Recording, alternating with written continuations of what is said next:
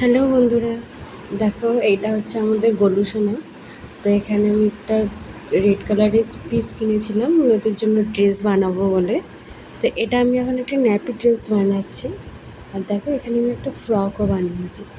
এটা আমি আগে বানিয়ে নিয়েছিলাম, এর ভিডিও শেয়ার করা হয়নি।